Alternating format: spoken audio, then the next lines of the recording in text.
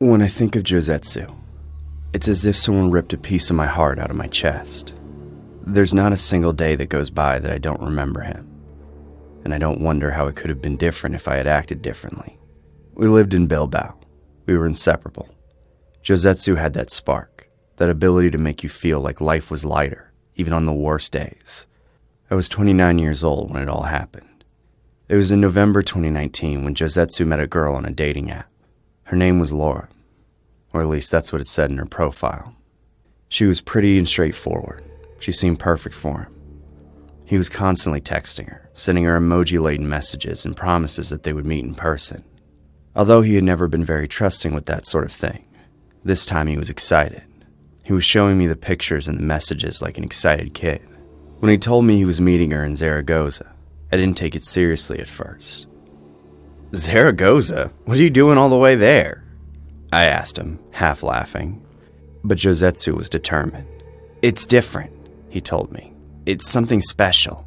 I tried to warn him to be careful, but he laughed and called me paranoid. We would make the trip together, according to him. That way there would be someone in case things got weird. I didn't quite understand why he wanted me to go with him, but in the end I agreed. I never imagined that this decision would change me forever. We arrived in Zaragoza at noon. The city was quiet, with the fresh November air. Josetsu was nervous but excited. Laura had insisted that they meet in a neighborhood far from the center, something that seemed strange to me, but he trusted her blindly. The meeting point was a half-abandoned building on a narrow, empty street. I told him it didn't seem like a place for a first date, but he asked me not to be a spoil sport. I'm sure she lives nearby. It's okay, he insisted. When we rang the doorbell, a female voice instructed us to go up to the 3rd floor. The inside of the building was worse than it looked from the outside. Broken stairs, graffiti-strewn walls, and a musty smell that wafted into our nostrils. I don't like this at all, Josetsu, I muttered. But he was so focused on his date that he didn't hear me. We arrived at the indicated floor, and the door was ajar. From inside, we could hear laughter. But when we pushed to enter, everything went silent.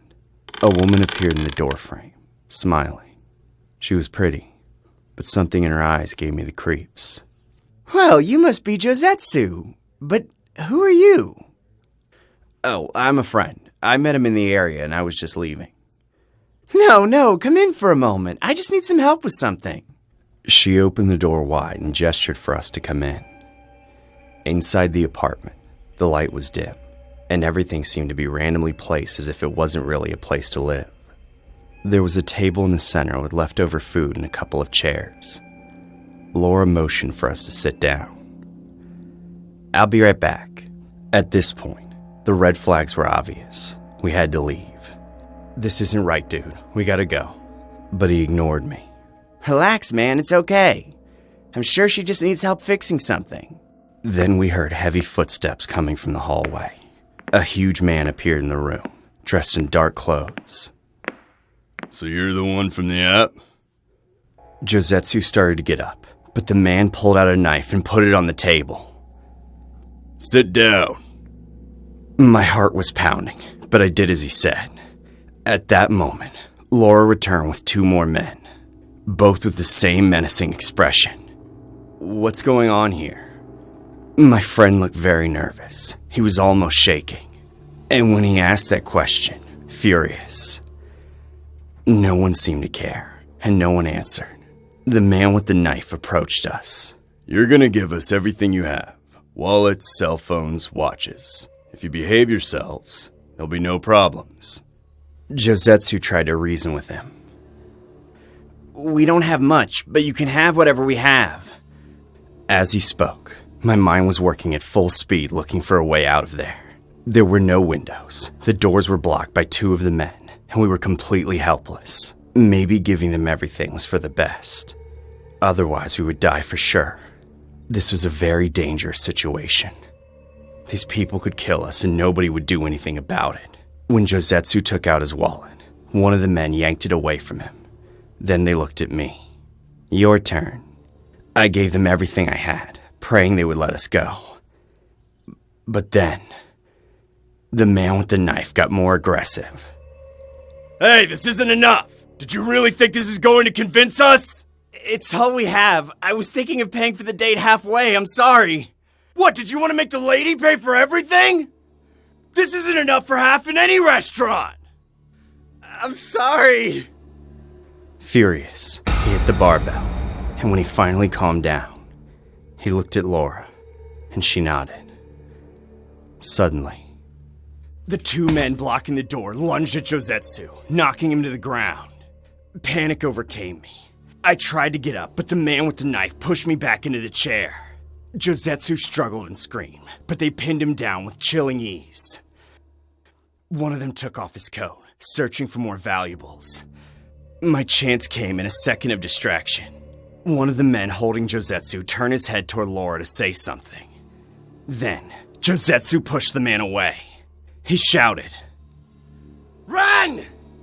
Without thinking, I got up and ran for the door. The man with the knife tried to catch me, but he tripped over the table. I felt the air cutting my face as I ran down the stairs at full speed, hearing the screams behind me. I reached the doorway and pushed the door with all my might. Outside, the street was deserted. I was about to keep running, but a man grabbed me from behind and slammed me against the wall. I tried to keep running, but I got too dizzy to take another step. I fell to the ground, my attacker still there, watching as I tried to catch my breath. After a few seconds of disorientation, the man grabbed my hair and threw me against the wall again. I fell to the ground more dizzy, and he began to tackle me to the floor. The man grabbed my shirt as if to pull me up, probably thinking I had fainted. I took that opportunity to headbutt him, and once I hit him, he was my attacker who had now lost his balance. I ran without looking back, my heart beating at an impossible pace. I don't know how long I ran, but when I finally stopped, I realized that Josetsu was not with me. I was leaving without him, but I had no other choice. I felt that if I didn't run alone, neither of us would make it. I called the police, stuttering as I tried to explain what had happened. They picked me up in a patrol car and we returned to the building. But when we arrived, there was no sign of anyone. The apartment was empty as if it had never been occupied. They searched for Josetsu for weeks. They checked cameras, talked to neighbors, but they never found anything. I knew he had been taken. The place wasn't just a robbery. It was something much worse. It's been 4 years and I still can't sleep well. Sometimes I have nightmares in which I'm back in that apartment, surrounded by those cold faces, unable to move while Josetsu is taken away. The family and other friends consider that Josetsu is not still alive. No one ever judged me and everyone tells me I did the right thing by escaping. But that answer isn't enough for me. Maybe I could have beaten the man who chased me, gone inside and fought with the rest. Maybe I could have done something, anything to make us both escape. But I didn't. No matter what heroic fantasy I have about saving Josetsu, I abandoned him. And that guilt will haunt me for the rest of my life. The story is based on the crime of Josetsu, an IT professional from Getxo, Spain, who was murdered in September 2019 after being lured through the dating app Tinder. Josetsu, who lived in Basque Country, met a much younger woman on the platform who invited him to spend a weekend together in Zaragoza. Hoping to start a relationship, Josetsu traveled with a friend to meet her, unaware that he was walking into a deadly trap. Upon arriving at the agreed location, Josetsu was kidnapped by a criminal group known as the Tinder Gang, led by Angeline and her partner Muhammad. The gang extorted him for his banking information and later buried him alive in a shallow grave. Police investigations revealed that the group used fake profiles on Tinder to lure men, assault them, and steal their belongings.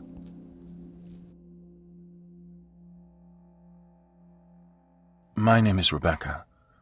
Traveling has always been my passion. After graduating from college, I decided to take a gap year and travel the world. The journey had been incredible. Thailand, Vietnam, Australia, and finally, New Zealand. Landing in Auckland was exciting. The city had a vibrant energy that made me feel alive. Upon arrival, I settled into a small hostel and began to explore the city. I wandered the streets, visiting cafes, museums, and parks. It was a beautiful and peaceful place.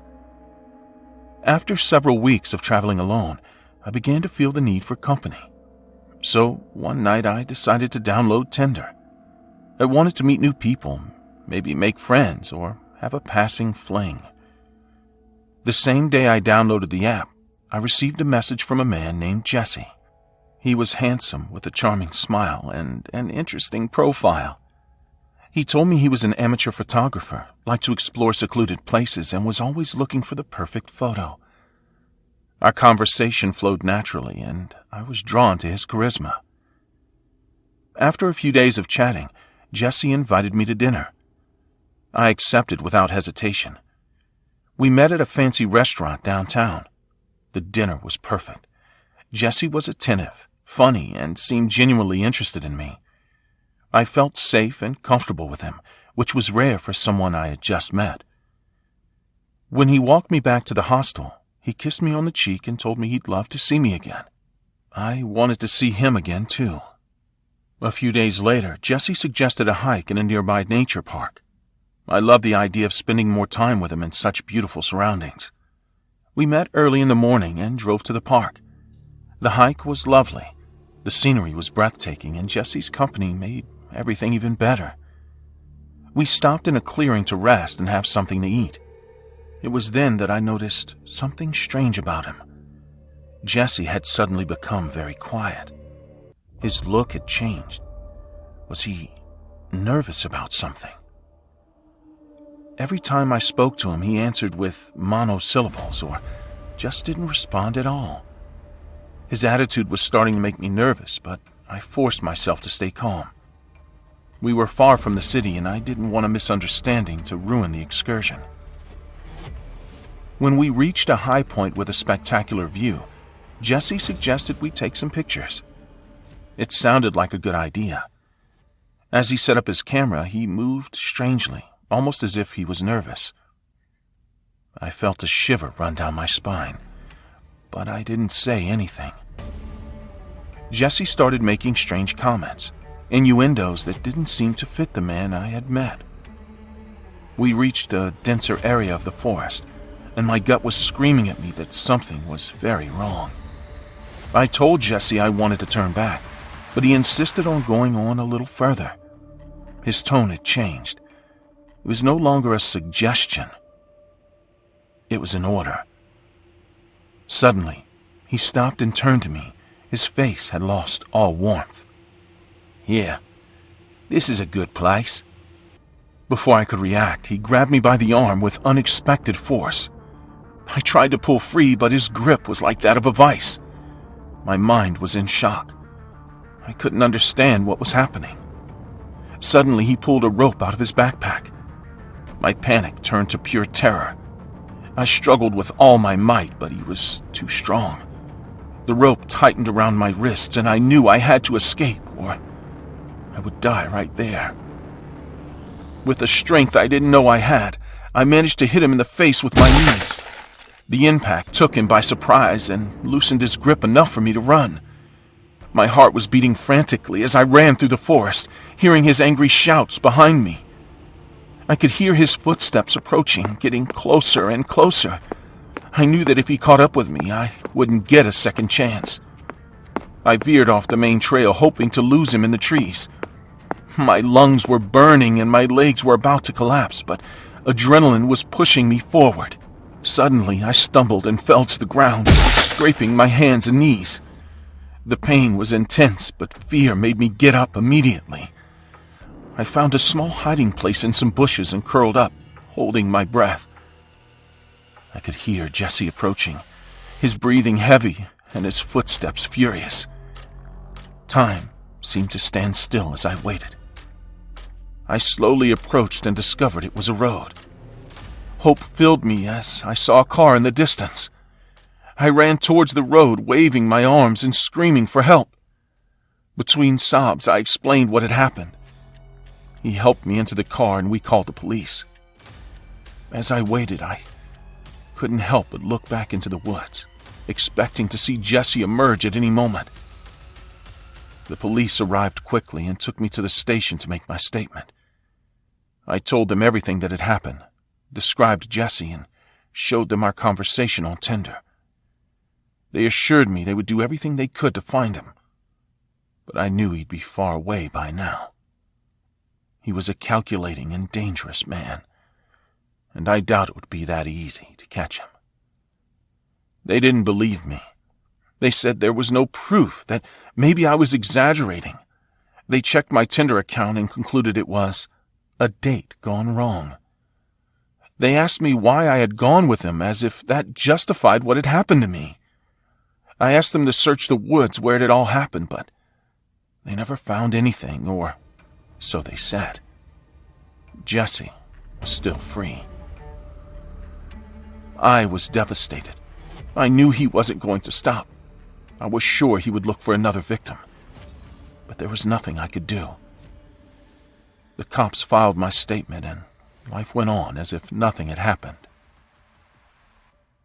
Weeks later, I saw on the news that a British backpacker named Grace Mullane had disappeared in Auckland. I felt a knot in my stomach. I knew Jessie was behind it. She was found days later, strangled, her body stuffed in a suitcase and buried. It all fit with what he'd done to me. He'd done it to other girls. The trial revealed his true face, a manipulator who used his charm to trap unsuspecting women. He had planned everything, cold, from his Tinder profile to the way he disposed of the body. Grace wasn't the first. He had attacked other women before, and my testimony could have prevented her death. But no one listened. Now, Jesse is behind bars, but not thanks to me. Grace had to die to get him caught. If I learned anything, it's that if someone asks for help, you have to listen. No one should have to die because this system didn't believe a terrified woman. Telling this story is the only thing I can do now, for Grace and for myself. It's too late to save her, but it won't be too late for the next one, if you act in time. This story is based on the crime committed by Jesse Kempson, a New Zealand man who perpetrated one of the most high-profile murders in recent years. In 2018, Kempson, then 26 years old, was known for his unstable lifestyle and habit of lying about his identity. That December, he met Grace Mullane, a 21-year-old British backpacker, through the Tinder app while she was traveling in New Zealand. After going on a date, Kempson took Grace to his apartment in Auckland, where he strangled her to death. He then attempted to cover up his crime by searching online for ways to dispose of a body and purchasing cleaning supplies to sanitize the scene. Grace's body was found days later in a wooded area near Auckland, packed in a suitcase that Kempson tried to bury. In February 2020, Kempson was sentenced to life in prison, with a minimum of 17 years before being eligible for parole. The first memory I have of that night is the metallic smell in the air. I wasn't alone in the bar, there were plenty of people around. Laughter, the sound of glasses clinking, and music loud enough to cover up any uncomfortable thoughts. I met up with a guy I met on Tinder. His profile seemed normal. Pictures with friends, some of him on the mountain, a confident smile that, truth be told, seemed a little forced to me. He called himself Nick. When he arrived, he seemed charming. The conversation flowed, but there was something in his gaze that made me uncomfortable. I felt like he was looking at me too much, not like when someone is interested, but like I was being analyzed. Still, I stayed. His insistence on asking me for another drink was enough to set off a small alarm in my head, but not enough to make me leave. I should have left. It was when we left the bar that everything became a blur. I remember he offered me a ride home, and I accepted. We walked to his car, a black sedan that didn't stand out much. It was there that everything fell apart. A sharp blow to the head knocked me out. I woke up in complete darkness, my head throbbing. The air was humid, laden with an indescribable stench that made me retch. I tried to move, but my hands and feet were bound with something rough. My mouth was also covered with duct tape. I was lying on something cold and hard. The floor. Soon I noticed a sound, a faint electrical buzzing. I blinked several times trying to adjust to the gloom, and that's when I saw it. In front of me was something that looked like a shelf, but what it contained were not books or boxes. They were bodies. At first I thought they were mannequins, but the smell confirmed the opposite. Horror hit me like a slap in the face. There were at least 5 bodies, all women. Some were more decomposed than others, but the worst was not that. Next to each one was a small photo taped to the wall as if it were a macabre exhibit. They were Tinder profile pictures. I tried to scream, but the tape drowned me out. Desperation turned to a chill in my stomach when I heard footsteps approaching. The door opened with a long creak. The light that came in was dim, but enough to make out the silhouette of a tall, broad-shouldered man. His movements were methodical and confident. He said nothing at first. He just walked toward one of the dead women. He watched her for a moment, shaking his head as if disappointed. Then he turned to me. "Finally awake?" The psychopath spoke with a casual tone as if he were talking to a friend and not to someone he had kidnapped earlier that day. "I told you at the bar, I consider myself a perfectionist. I like it when things go right." "I think you liked that about me at the time. I guess you don't like it so much now, do you?" I tried to struggle, but the ropes were too strong. He let out a chuckle before crouching down to my level. "Don't strain yourself. As I told you, I'm quite a perfectionist. I don't usually make mistakes. Yelling here won't do you any good." He touched my hair as if I were a pet, and I was overcome with a surge of rage. I wanted to bite his hand, to scream, but I was completely helpless. "Do you know why you're here?" The man waited for an answer. He pointed to the photos next to the corpses. They were also using Tinder, as you may have noticed, but they all have something in common. They have bad luck. I ignore a lot of girls I match with, and when I talk to one, it's not because I like her or something, but because I just felt I had to talk to her. Look, I'm not crazy. I know I didn't write you because of some celestial force or because you're the chosen one of some higher being. I guess you were just unlucky. And while I'm killing you, I want you to think about that. You haven't done anything wrong. You could be at home with your father and brother, but you're here with me, only because you were unlucky. Panic clouded my mind. He lifted me as if I weighed nothing and dragged me to the corner.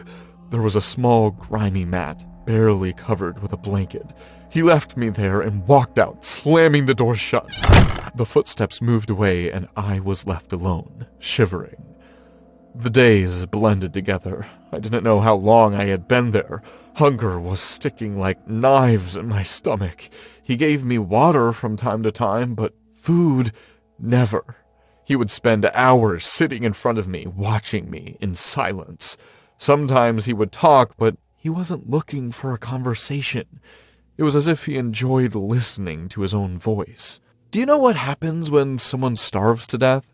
As he asked this question, he was holding a piece of bread that he never gave me. "First, the body consumes what it has stored up. Then the cramps start. Do you feel them yet? Don't worry, it will pass. Have a good rest." The nights were worse. The corpses seemed more present in the darkness. The smell was unbearable, and knowing that I would end up like them terrified me. I didn't want to die. I couldn't die. One night, as I pretended to be asleep, I heard him come in again. He walked towards me and crouched down. I felt his breath close to my face, but I didn't move. When he turned around, I opened my eyes just enough to see him. He was holding something in his hands. A knife. He placed it on a nearby table and began to write something in a notebook. I took advantage of that moment. I faked a slight groan as if waking up, and he turned around. "Do you feel like eating something? Otherwise, you'll starve to death, and that's not the way I want to go. With you." I gave him an empty look as if I was defeated. I closed my eyes again and let him come closer. The man took the tape out of my mouth, as he sometimes did to feed me from time to time. At the exact moment when his face was close enough, I bit him with all the strength I had left. It was his ear. He screamed and staggered back, bringing his hands to his head. "Ah! It hurts!" The man screamed, rushing out of the basement, leaving behind something I wasn't expecting. His keys. My hands were shaking as I struggled to untie myself. After several frustrated attempts, I managed to release the ropes. I ran limping towards the keys. All the time I hadn't used my legs enough had made running very difficult. I went to the keys and, with my heart hammering in my chest, opened the basement door. The hallway was dark, but I managed to find a window. It was nailed shut. I searched desperately for something to break it with, finding a piece of wood on the floor. I hit it with all my might. The noise echoed, and I hoped he didn't hear me. Finally, the glass gave way. I crawled through the window, cutting my hands in the process. The man heard the noise and screamed in anger, but it was too late for him to do anything. Instead of chasing me, the man saw that there were neighbors outside and ran to his basement, surely to hide the evidence or escape as best he could. Outside, the air was cold and icy. I didn't know where I was, but I couldn't stop. I ran to some teenagers walking across the street who looked at me in shock, and while one of them helped me, the other called the police. I will never forget that house. When the police finally arrived, they revealed that there were more victims than I saw. Their operation had been going on for years. I became a key witness in the trial, but that didn't change the damage he did to me. Nick lost his trial very recently, and this is the first time I can talk about him. Everyone thinks I tell this story proudly because I escaped because I caught such a dangerous criminal. The truth is that I hate talking about it, and I feel horrible just remembering it. Nick ruined my life, and that will never change.